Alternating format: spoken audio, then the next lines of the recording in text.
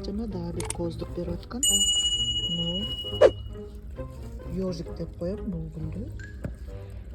Бул гүл эгер көбөйгөн болсо, моундай чөптөр чыкпай, жалаң ушундай каптаган болсо, кооз болуп, декоративный болуп көрүнүп калат экен. Анан өзүнчө сонун гүлдөйт бул. Розовый цвет болуп, ромашкага окшоп гүлдөйт. Гүлдөп бүткөндөн кийинки калган уругу. Мынтип уругун таштап койсоң, ошол жерден кайра чыга берет. Мышыкты мышайт этип атат мага жанаттан бери.